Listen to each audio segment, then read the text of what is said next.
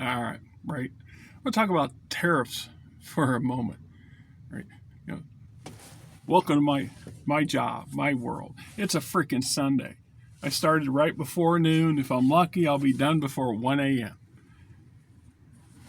Then Tuesday at 6 a.m. to 4 or 5 in the afternoon. Thursday, a split shift. You see how my week, every week, right? The economy.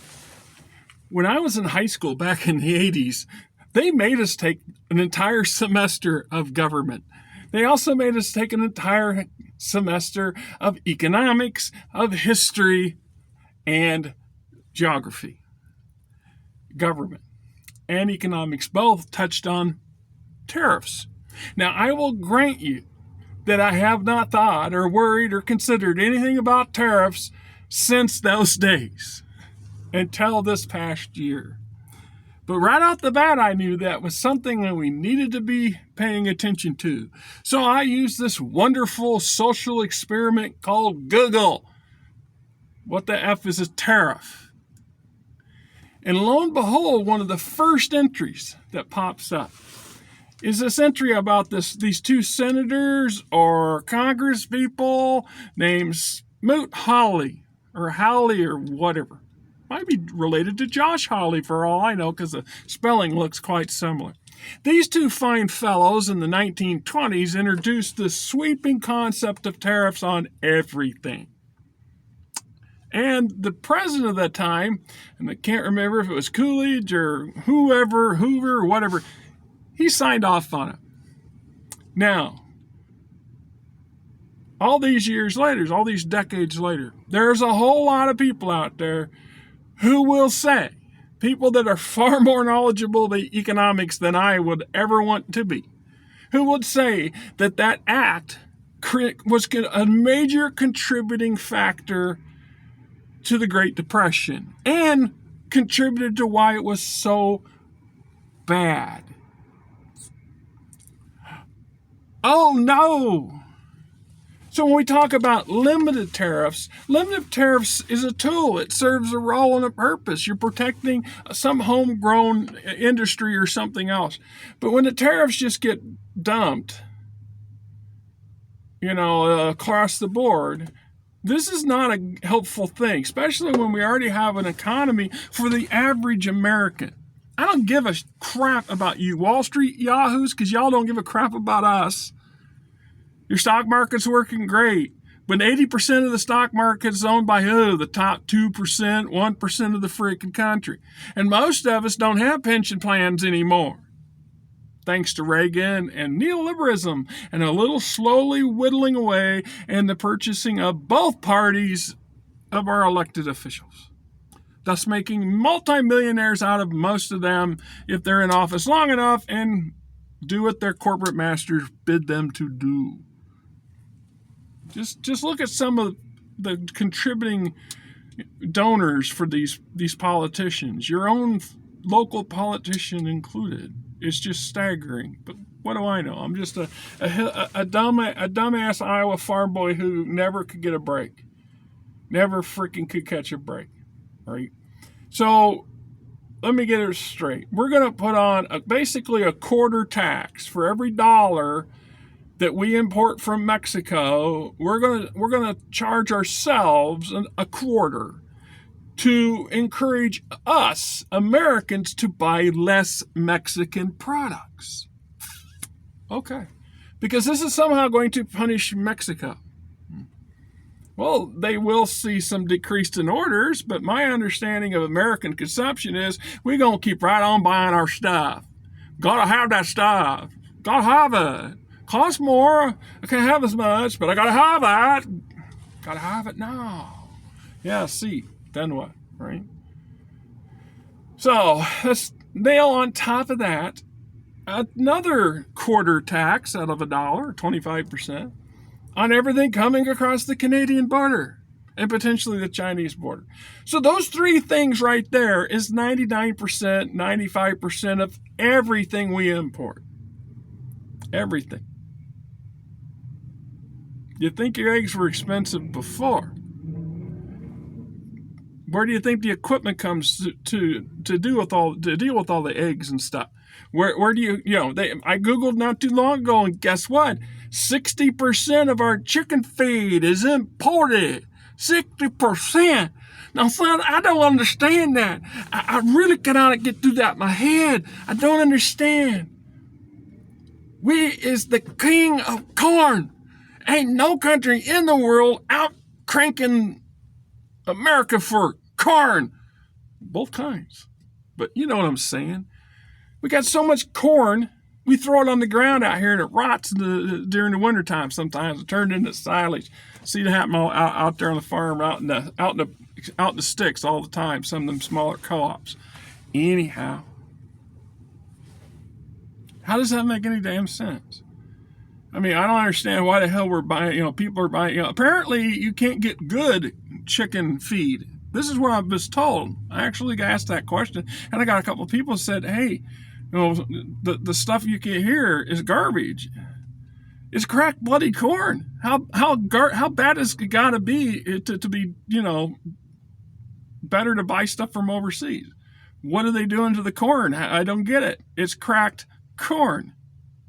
Meal, ground up, tiny bits and pieces. Maybe they're adding some other stuff. Okay, but anyway. So you add a quarter from this stuff, and a quarter from this stuff, and a quarter from them. So 95% of what we consume is going to go up by a quarter. And then everybody else, we're going to just across the board add a 10-cent tax on everybody else. Reminding you that this tax is on us. Money we pay to Trump's administration. Isn't that wonderful? Why does that sound like a grift to me? I mean, honestly, why does that sound like a bloody grift to me? I'm not going to pretend to understand it. Not even going to try to understand that one. So we talk about the damn tariffs being a really bad idea. And you add that to, if nothing else, terrorizing the agricultural sector this coming year. So we watch all of our fresh fruits and vegetables go through the roof. And what we don't grow here, and a lot of it will be left in the field to rot because we're going to deport the very people that we pay sub-living wages. These are poor bastards who get paid less money than minimum wage would get them. And it's been a tradition, a fine tradition in American agriculture to take advantage of all those poor immigrants, those ignorant workers that come up for the summer and for the season and go back home. Well, they ain't going to deport them. Maybe. Hope not. Not a big fan of vegetables in the first place. When I can, I grow my own little garden out back and get my own fresh veggies. Store-bought stuff, got to use it right away. I'm a poor person. Ever notice that healthy stuff costs 2-3 times more than what poor stuff, garbage for you costs? Right? There's a whole nother video coming up on that one. Jesus. I'll tell you, I just am flabbergasted because Trump's a moron, and I've known that for over a decade, maybe two. It didn't take too many interviews of watching Trump and the way he behaves to tile into the fact that he's really, for all of his money, he's a moron. And not even he bought his education, which means it's worthless. So he's a piss poorly educated, wealthy man who's lived in a little golden bubble his entire life and believes he's some kind of weird gangster. In his psyche, he believes he's some kind of gangster. I ain't going to pretend to understand that neither. Right? That could be other videos down the damn road. So we're going to drive prices up and drive prices up. Oh, yeah. Another fine Google thing. Some 60%. There's a weird number there. What's with the 60% crap? Maybe it's a Google thing. Can you trust Google? Can you trust anything anymore? They don't want you to believe anything you see or hear unless it's what they tell you to. And they're really slick about how they get that across. Most of them, anyway. About 60% of our fuel oil, comes from Canada. We're one of their largest, importers of their crude for our refineries to fuel our vehicles with. Oh yeah, yeah. And so when the right price of that diesel goes up, cost trucking all your stuff. All that stuff we got to have. We got to have our stuff. We got to have all that stuff. Gonna go up. So that's going to increase your costs even then. And now that we're having a MAGA run government championed by Mr. Griff himself, do you honestly think corporate America isn't going to gouge the crap out of us? Huh? Hey, MAGA people, I know prices are high. I'm paying the same effing high prices you are. I'm hanging on by my toenails, just like a lot of you are. Things are pretty fragile. You better hope it gets better. I'm afraid y'all are going to be terribly disappointed.